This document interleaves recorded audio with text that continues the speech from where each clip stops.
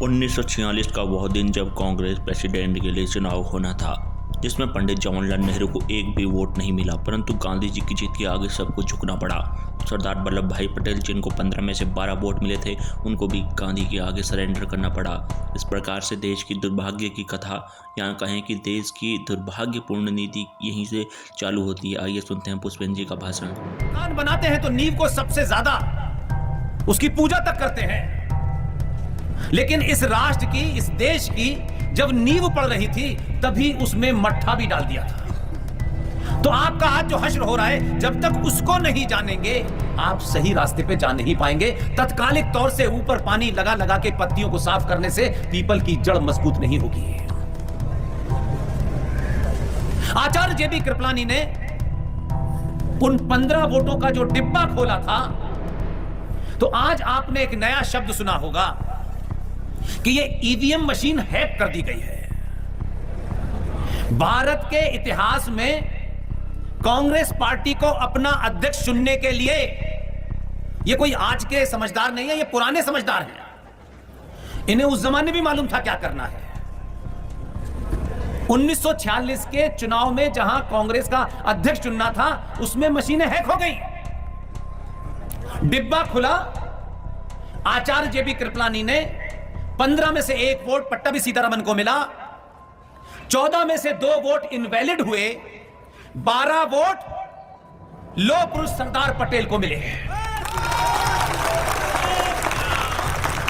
यहां खुश हो सकते हैं।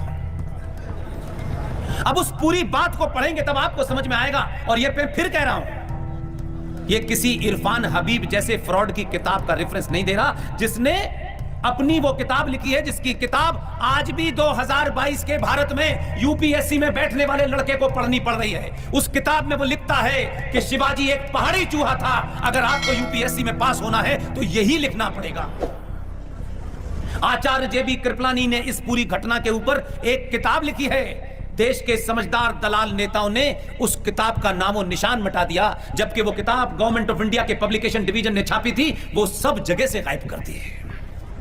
आचार्य जेबी कृपलानी उस किताब में बता रहे हैं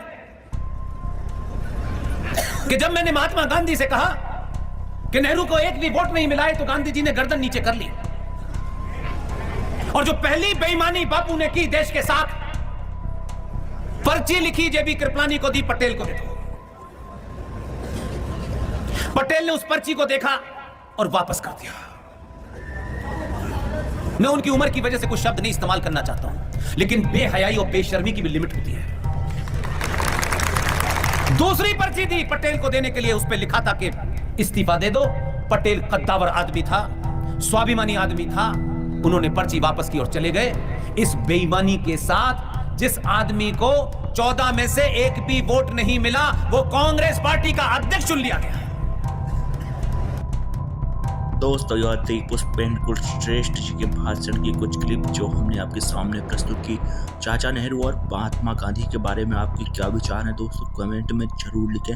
साथ ही देश में हुए इस अन्याय के पीछे आप पंडित जवाहरलाल नेहरू और गांधी को कितना जिम्मेदार मानते हैं, यह भी जरूर बताने का कष्ट करें।